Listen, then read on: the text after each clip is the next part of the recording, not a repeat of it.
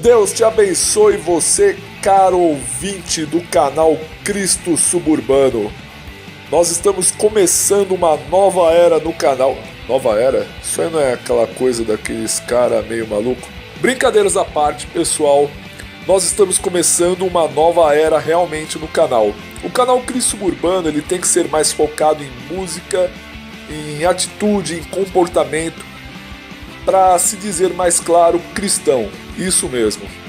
E é lógico, dentro do punk rock, hardcore, ska, oi, enfim, pode escapar um metal ou outro, escapar, que é interessante pra mim também. É aquela velha história, meu canal, minhas regras. Mas a gente está começando um novo tempo no canal que também é colocar podcasts. Você pode ver que através do Banda Memória a gente tem mostrado bandas e compartilhado a palavra de Deus. Você pode ver também que ao olhar o conteúdo do canal, nós temos o programa de rádio em áudio, o Pancadaria com Cristo Suburbano, que eu fiquei apresentando 1 ano na Rádio Invisível em Feelings da Crash Church. Está aí disponível para ouvir, você que gosta também de mídia podcast. E nós estamos começando mais firmes e mais fortes o podcast do Cristo Suburbano. É isso mesmo. Como? Eu vou começar com reprises. A primeira reprise agora vai ser com o Lucas, do Arshot. Lucas, ele é vocalista e baixista da banda Arshot, uma banda de hardcore melódico do Rio Grande do Sul. E a minha primeira conversa com ele foi quando eu apresentava, junto com o Luiz Vulcanes, o Esconderijo Underground, que era um podcast muito bacana. E ali eu tinha um espaço chamado Podcast Suburbano. Eu quero retornar, fazer algo mais repaginado para você que é novo inscrito do canal. Para você que é das antigas, você pode reaproveitar e até ouvir a conversa. Atualmente, hoje, o Lucas não se encontra mais na situação de solteiro, ele está casado e provavelmente é pastor. Posso ter até corrigir. Você vai ouvir e ele vai falar da banda, vai falar de situações da vida dele que com certeza, como a palavra de Deus nunca muda, vai falar com você também. Então você que está ouvindo agora esse podcast, não deixe de se subscrever no canal do Cristo Suburbano. Se esse podcast for subido para Spotify, Feed e outras mídias que Deus assim permitir, não deixe também de assinar.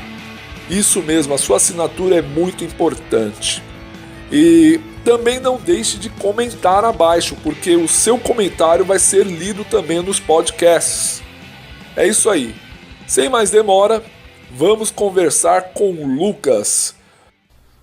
Testing. 1, 2, 3. Testing. Bang your Bible station. Fala galera, está começando mais uma canja no esconderijo.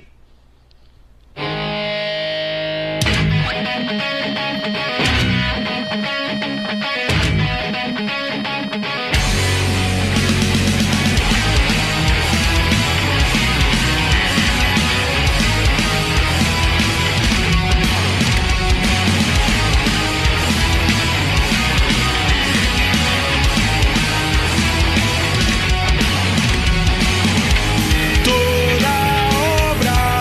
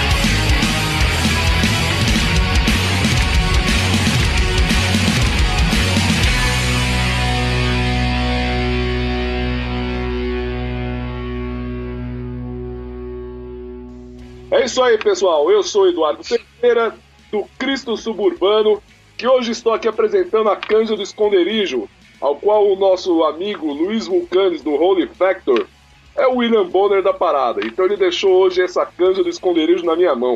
E esse som que você acabou de ouvir é Pai do Órfão, da banda Arshot. E olha, eu tô hoje aqui com o vocalista e baixista do Arshot, que é o Lucas Campani. Na minha opinião, eu sei que ele vai ficar sem graça pra caramba, mas eu já falei que a Arshot é uma das melhores bandas que eu já ouvi nessa tendência nacional. Eu vou dizer uma das melhores porque eu posso incluir outras também. Posso incluir aí do Rio Grande do Sul, posso incluir o Grano, posso incluir também o Soldados de Deus, posso me incluir também com o No More Zoom, e aí vai.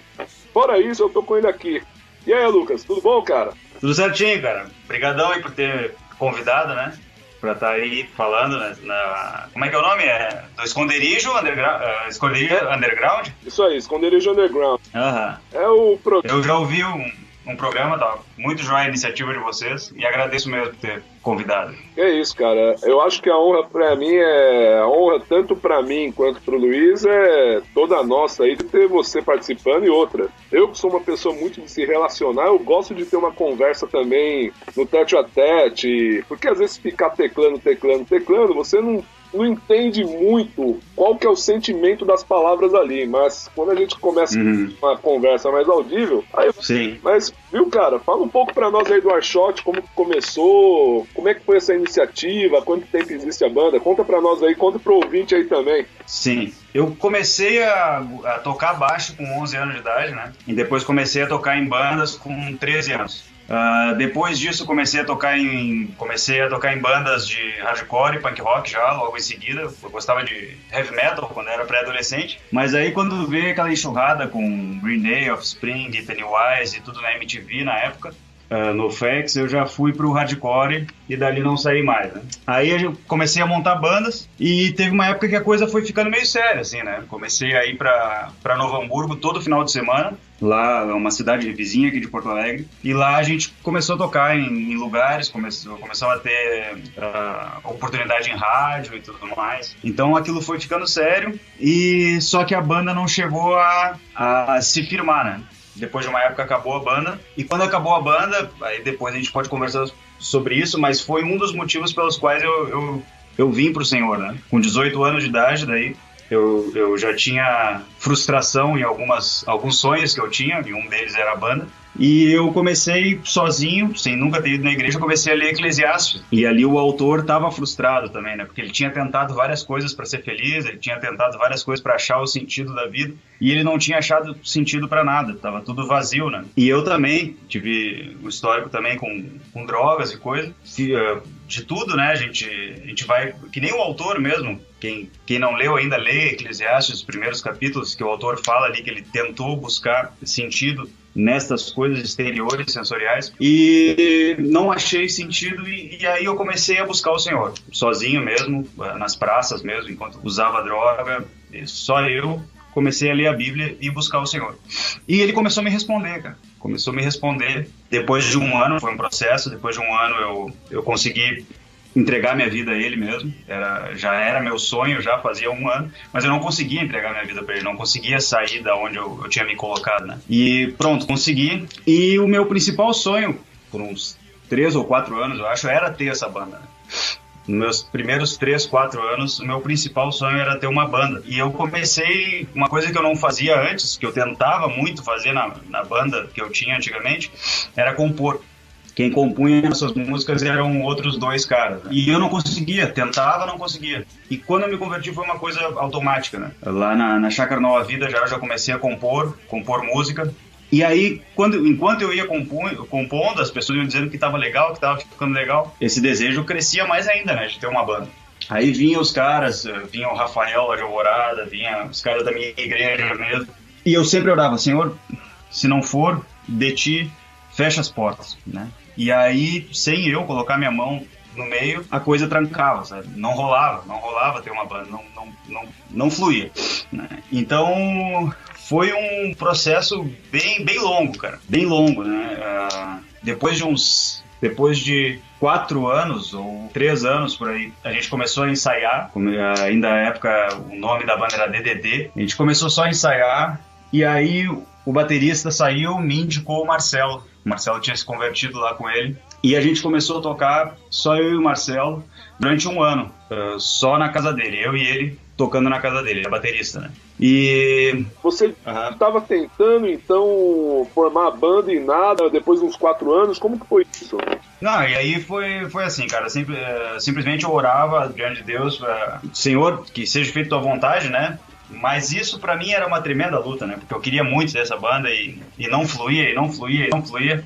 Até que eu comecei a ensaiar com o Marcelo, começamos a receber alguns convites para tocar lá em Sapucaia do Sul, né? Nisso eu já ia tocar com o meu violão, junto com a igreja, nos hospitais, nas vilas, na FEBEM. Mas como banda mesmo, a gente começou lá em 2007.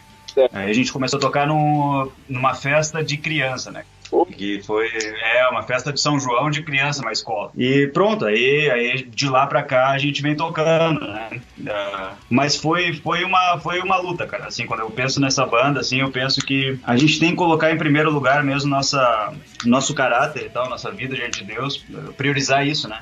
Não, eu quero me manter puro, eu quero me manter em Deus, né? E quando a gente faz isso, algumas coisas vão ser travadas, algumas coisas Deus não vai nos permitir fazer, sabe? Então, eu acredito que tem que ter essa um pouco de misticismo no nosso cristianismo, né? Nesse sentido de buscar sentir de Deus, de buscar saber, ter certeza das coisas, sabe? De buscar ouvir de Deus, né? Isso, eu acho que esse elemento não pode ser tirado, né? Se alguém chegasse para mim no início da minha conversão e dissesse: Lucas, não tem essa aí de ficar ouvindo o Espírito Santo, tu só vê a Bíblia e vai por ela e tal, isso talvez não teria me feito muito bem, sabe? Entendi. Porque essa convicção, essa experiência mística e tal foi que me preservou também de tomar decisões que naquele momento não seria sábio eu fazer. Eu não estava pronto para... Por exemplo, agora eu fui gravar o álbum, eu fui gravar num ambiente que é aquele que a gente conhece, né? Ambiente de quem, na verdade, não crê naquilo que a gente crê, né? E naquela época, talvez eu teria retornado a práticas que eu tinha, né? Talvez eu não teria resistido a essa situação. Hoje em dia, a gente vai em tudo que é lugar, então também tem coisas que o novo convertido também, ele erra muito, né? A gente também erra, mas o novo convertido erra mais, aí. Então, uma série de coisas que Paulo mesmo disse para não se expor à publicidade tanto, assim, querendo guiar as pessoas, né? Sendo novo na fé, né? Não é muito bom fazer isso. Então eu acho que tá tudo certo, cara. Hoje em dia tem esse sonho aí realizado, né? Glória a Deus, cara. E é o seguinte, essa música que a gente acabou de ouvir, Pai do Órfão, no que você se baseou para escrever essa letra? Essa letra foi escrita em lá 2004, por aí, 2003. E agora é que eu consigo ver um pouquinho melhor o que ela representa, né? Na verdade, ela é o cerne da minha experiência, da minha vida, né? Porque eu, com 15 anos de idade, eu descobri que meu pai tinha outra família, né? Então, ali, naquele momento, eu fiquei órfão de pai vivo, né? E o adolescente não admite isso, não sabe nem ver isso, mas esse tipo de coisa mexe muito com o adolescente, né? Mexe muito com o jovem, né? Quando a figura paterna não existe, né? Ou ela se torna algo detestado, né? Pior ainda. Então, quando o Senhor me falou, quando o Senhor me tomou pelo Espírito dele em 2002, o que eu ouvia no meu coração, o que eu sentia no meu coração, enquanto o amor dele era derramado em mim, eu sentia claramente: a partir de agora eu vou cuidar de ti. A partir de agora eu vou cuidar de ti. E eu dizia: mas eu sou um fracasso, eu sou um fracasso completo. Porque minha irmã passou por tudo que eu passei e ela não tá nessa situação que eu tô. Minha irmã, ela tem uma vida, uma família estruturada, tudo, e eu tô sendo essa vergonha pra minha família, aquilo tudo, né? Nesse momento eu tava me convertendo, eu tava reconhecendo pro Senhor que eu era um fracasso, e ele derramando o amor dele, dizendo: eu vou cuidar de ti, eu vou cuidar de ti. Então, e Davi falou isso, né? Davi falou no Salmo 68, versículo 5, que Deus é o pai dos órfãos, Deus é o juiz das viúvas, né? Aleluia. E então minha mãe também passou pela mesma experiência antes de mim, né? Em que o Senhor tomou ela pelo Espírito e ele supre uma necessidade, né? Onde abundou o pecado, superabundou a graça de Deus, né? Então, e essa é uma necessidade, eu acredito, cara, que já é agora uma das principais necessidades do povo no Brasil, né? E vai crescer mais ainda, né? De orfandade, né? Hoje é raro, né? Tu pegar um cara que Não, eu tenho meu pai e minha mãe dentro de casa, eles são meus exemplos, né? Acaba sendo raro, não na igreja, não no contexto da igreja, mas fora da igreja. Contexto geral da sociedade, né? É raro, né? É raro um casal acreditar, ir até o fim pela família e tal, e ficar junto pelos filhos ou por algum motivo. Então, isso gera uma baita uma necessidade, isso gera uma baita uma dificuldade para a gurizada, para os adultos também. Mas que o Senhor pode saciar, né? O Senhor pode satisfazer, né? Então, pronto, essa música é sobre essa minha experiência, que eu achei um pai, né? Eu acho que é pra isso que a gente tem banda, e quem tá escutando esse podcast, cara, se você tem uma banda cristã que não é pra evangelizar, cara, eu sei lá, você tá equivocado, então monta uma banda secular, vai, é mais bonito, mais honesto. Sim. Agora vamos de música, né? Próximo bloco aí. Que música que você quer que o ouvinte escute aí agora pra alegrar os nossos ouvidos? Pode ser Não Temas. Não Temas? Não Temas também tem uma experiência bem legal nela, né? E que eu gostaria de conversar depois sobre isso. Beleza, então aí, pessoal, vamos aí com o som do Arshot, Não Temas.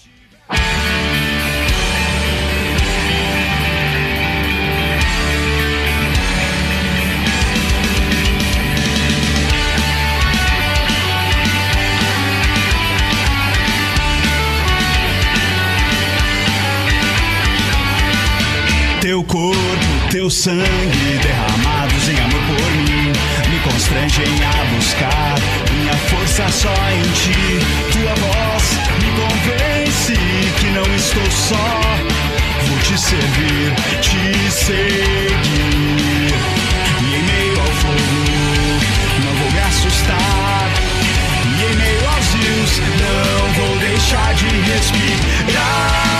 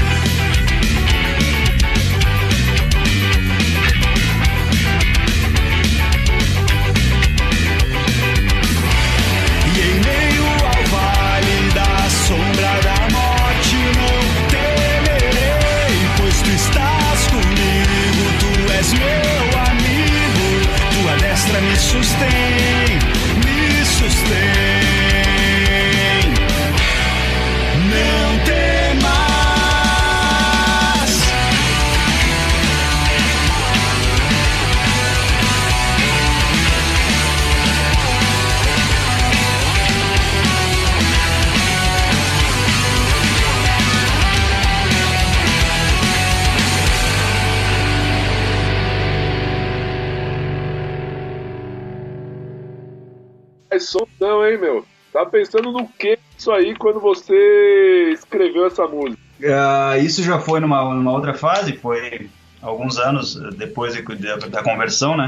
E eu tava buscando muito o Senhor e tava passando por diversas situações, assim, pra esperar em Deus, todo aquele conflito, né, cara? De tu conseguir se manter em santidade e tal, de conseguir se manter debaixo das ordenanças de Deus, né? E veio como um conforto, cara, veio como um consolo mesmo, um dia no meu quarto, né? Eu tava orando diante de Deus e veio essa palavra do Espírito Santo me falando para não temer, que tá lá em Isaías 43, versículo 1 e 2, fala sobre isso, fala...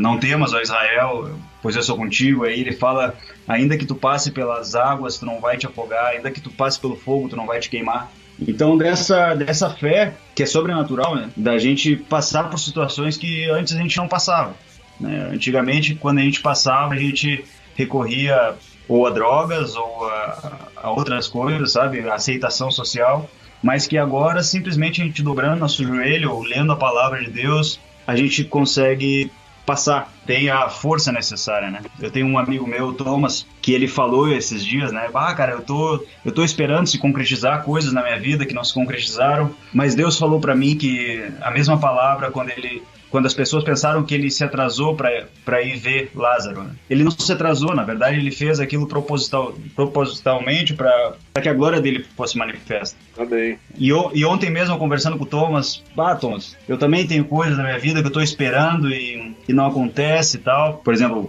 aqui nós podemos falar sobre casamento mesmo, né? Tenho 31 anos de idade, né? Solteiro ainda? E coisas... solteiro. E não por... São garotas do Rio Grande do Sul. Não, Deus, por favor, não faz isso. O rapaz tá solteiro, hein? Olha os azuis. Não é essa a intenção. Não é essa a intenção. mas não, aí eu conversando com ele, cara, e aí ele falou pra mim, pois é, a gente faz esses sacrifícios, e quando ele falou essa palavra, eu tinha me tocado numa coisa que eu nunca me toquei. Que é um sacrifício, e que é um sacrifício no contexto bíblico, né, cara? É uma coisa que tu oferece pra Deus e que agrada a Deus. E eu não tinha me tocado ainda que é a espera, que toda a espera, não só para isso, para lá, pode falar alguma coisa que tu esteja passando, que alguém esteja passando, mas quando a gente nega algo que tá na nossa mão, e é um sacrifício para Deus. E aí eu disse, cara, mas tu me falando isso agora, eu começo a notar que vale a pena, né? Vale a pena, Deus o livre, é um sacrifício para Deus, não é uma coisa em vão, entendeu? Lá em Eclesiastes o escritor tava indignado porque o que ele fazia era em vão, né? Era vazio de significado. Agora até mesmo a gente não fazer nada, sendo essa a vontade de Deus, tem um significado gigantesco, que é um sacrifício. Davi falou, eu não vou oferecer nada que não me custe nada, assim. Aliás, que não me custe nada. Então pronto, tudo ganha um novo significado e essa letra fala sobre isso, sobre esse consolo do Espírito Santo que vem nos trazendo significado para as coisas que a gente passa, né, e nos ajuda a permanecer no caminho, né? Isso nos fala, né, cara, sobre a gente oferecer os nossos corpos como sacrifício vivo, agradável diante de Deus, né, cara? Uhum. Nacional. Cara, a gente já tá finalizando, vai tocar nossa terceira música, porque é uma canja aqui no nosso podcast, né, o podcast do Esconderijo Underground. E antes da gente finalizar, cara, me fala aí, eu sei que você e mais alguns do Brasil saiu aí na coletânea United We Skate, feito pela Records e pela Sky Burns Black Records, do David Epps e do Joshua Sky, né? Como é que pra vocês, Arshot, né? Arshot toda assim, como que foi sair numa coletânea internacional? Sim, eu tenho 31 anos, como eu disse, então eu vivi os anos 90. Os anos 90 foi a explosão do punk rock californiano. Tinha revistas aqui no Brasil que lançavam coletâneas, né? A Fluir lançava coletâneas. Aqui no Sul saiu Pancadaria, que também teve uma série de bandas de punk rock. Eu não me lembro agora, mas tinha outras coletâneas, não me lembro do nome, mas tinha coletâneas que saíam White Frogs, Garage Fuzz, Blind Pigs, Street Bulldogs, tudo pessoal de São Paulo. Então essa, pra nós, foi extremamente importante, né? No caso, não fazia bem, né? Não fazia bem porque eu acabava confundindo a habilidade, por exemplo, do Fat Mike de fazer música com ele ser uma pessoa como a habilidade dele, sabe? A habilidade dele é belíssima, o talento dele é belíssimo, mas ele tá usando isso para arrastar pessoas para destruição, de acordo com a palavra, né? E eu fui um desses jovens que fui atrás mais Mas pronto, aquilo que eu quero dizer é que aquilo nos impactou muito na época. Então, a esperança, e a gente sabe que acontece isso, é que tem pessoas agora que vão ouvir a nossa música do White Zombie e da Arshot, de outras bandas, vão ouvir lá no Chile, vão ouvir no Oriente Médio, vão ouvir no Japão. Então a gente está vivendo num tempo que é totalmente privilegiado, né? Tu não precisa mais tu não precisa mais de muita grana, tu não precisa mais... sabe, um milagre para tu poder ser ouvido em outro lugar do mundo, né? Tu pode só colocar no YouTube, o pessoal lá da Austrália pode ouvir teu som, pode receber a mensagem que tu recebeu de Deus, né? Aleluia, cara. E igual a gente tava falando nos bastidores, coletânea é um negócio sensacional, porque às vezes você pode ficar solto na internet, sim, mas daí um cara, ele vai lá, ele escuta uma coletânea e ele ouve, ele conhece teus, ele vai lá e vai pesquisar sobre você, cara. Eu sempre apoiei, sempre gostei de coletâneas. Sempre. Coletânea, fora que é gostoso também, você vai ouvindo aí. Claro. Mas aí, bom, cara, como a gente já tá encerrando, faz teu jabá pessoal. Os links vão estar tudo no post aí, pro seu SoundCloud, seu site, seu Facebook, enfim, vai estar tudo aí no... Como diz aí um ouvinte nosso, o Ed The Drummer, que com certeza vai ouvir isso aí, link no post. Vai ter links aí pra poder acessar sua banda ali e conhecer. Faz teu jabá, dá seu último recado aí pra galera e pede o som pra gente finalizar isso aqui. Sim. O site, né, a gente tem o arshot.org, ali tá reunido todas as... A gente tem Facebook, Bandcamp, o YouTube, SoundCloud, mas tudo tá reunido ali no site. Então, ali tem a entrevista que eu dei pra ti no Cristo Suburbano, né? Cristo Suburbano. Então pronto, ali todos os nossos vídeos, a gente está ainda num projeto de fazer vídeos, né? Então a gente vai fazer vídeo de todas as músicas, então e vai estar ali no site também para baixar. Provavelmente partes dessa entrevista também vai estar lá também como vídeo. Então é isso, né, cara? O recado que eu dou para a gurizada é permanecer debaixo da poderosa mão de Deus, aquele recado de Pedro, né, para os jovens, né? Permanecer submisso debaixo da mão de Deus, né, que Ele tem cuidado de vós, né? E pronto. Ponto final, cara. Essa é a nossa recompensa, essa é a nossa porção. Ele tem cuidado de nós, né? Não precisa acontecer coisas extraordinárias com a nossa vida. Isso já é extraordinário. O próprio Deus ter cuidado de nós, né? E a gente estava lendo ontem uma passagem lá no local onde eu estava, que Jesus fala na oração sacerdotal: da mesma maneira que meu Pai me amou, Ele ama vocês também. Aleluia. E não, mas pera aí só um pouquinho. Só mais um minutinho pra mim falar sobre isso. Pode falar, fala aí. Quer dizer então que a mesma intensidade de amor que Deus sente por Jesus, Ele sente por nós. Então significa, por exemplo, tu ama uma coisa, quanto mais bela ela é, quanto mais justa ela é. É normal, por exemplo, a gente gostar mais das pessoas que são submissas, são mais santas, são mais morais, né? São mais justas. E não gostar de pessoas, isso é normal, vamos dizer, entre aspas. Não gostar tanto de pessoas que nos fazem mal para nossa família, fazem mal para as outras pessoas, né? Até pelo senso de justiça que a gente tem. Mas a palavra está dizendo que aquele que é santo recebe o mesmo amor que eu e tu recebemos, né? Isso por causa do revestimento de Jesus, né? Isso por causa do evangelho, né? Porque quando Deus nos olha, Ele nos olha pela justiça de Jesus. Isso é... Agora, no meu dia a dia, tem vários momentos que eu acabo esquecendo disso, que eu acabo não tendo isso, não confiando, não crendo nisso, porque o meu senso de justiça me diz assim: não, mas não é justo que eu receba tanto amor como Jesus recebeu. Mas a palavra diz que é assim, é assim, é assim. Essa é a fé cristã, né? Então, isso é tão louco que a gente custa acreditar, que a gente não percebe. Eu li muitas vezes essa palavra, eu nunca prestei atenção nela. Depois de uns 7 anos de conversão, 10 anos de conversão, é que eu fui ler essa palavra e fui ver o que ela significa. E até hoje, se eu vivesse 24 horas crendo nessa palavra, eu ia ser muito mais feliz, né? Muito mais feliz. Então, esse é o meu recado para a gurizada, que leia essa palavra, João 17, que fala que Deus te ama. Se tu é alguém que entregou a vida para Ele verdadeiramente, Ele te ama. Então, a despeito de todas as lutas que passado, de toda a tua debilidade, Ele te ama da mesma forma e na mesma intensidade que Ele ama Jesus Cristo. Aleluia, eu creio. E é isso aí, cara. Foi muito bom aí ter conversado contigo. Bom, qual vai ser o som que a gente vai encerrar aqui? Vamos colocar que tá na coletânea, né? A Sabiá. Então já estando aqui, não temas. Em breve vai sair o clipe da Sabiá, né? Ah, é verdade, cara. Mas é isso, pessoal. Então a gente está ficando por aqui. Eu desejo que Deus abençoe cada ouvinte desse podcast. Compartilhe esse podcast aí nas suas redes sociais e permita que o punk rock, o hardcore ou o underground cristão nacional atinja outros ouvidos. Como a gente já estava conversando antes, NoFX, excelente banda, só que pelas ideias do Fat Mike é uma apologia a drogas, é uma apologia a tudo que é doido aqui, e aquilo começa a trazer os jovens uma loucura. E se os jovens começarem a nos ouvir, a gente não está prometendo uma conversão do dia para a noite, mas o cara ser tocado e saber que existe esperança, existe uma coisa legal também no nosso meio, que é a música cristã, cara. Então, pessoal, Deus abençoe cada um de vocês, o Senhor prospere, o Senhor alegre os seus corações, e se você tá triste, cara, se firme em Jesus. É isso aí. Deus abençoe a todos.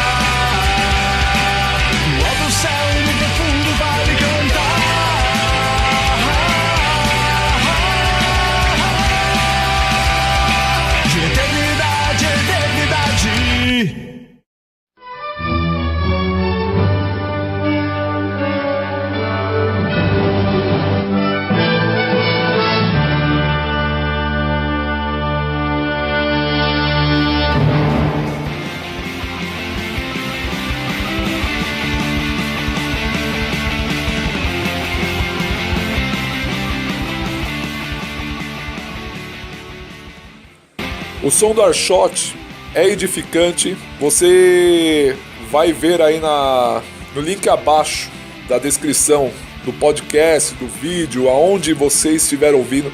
As informações vão estar aí abaixo. Peço para que você compartilhe esse podcast, compartilhe ele também no formato vídeo, aonde estiver. Vamos encher a internet de boa música cristã e boa palavra de Deus. Mais uma vez, não deixe de se subscrever no canal, não deixe de ativar os sinos de notificações e que Deus abençoe. Lembrando que o seu comentário será lido sim, a sua pergunta, o seu comentário, enfim, aquilo que você tiver a falar, a sugerir também ao podcast. Gente, a paga do produtor de conteúdo é o seu comentário. Deus abençoe cada um de vocês.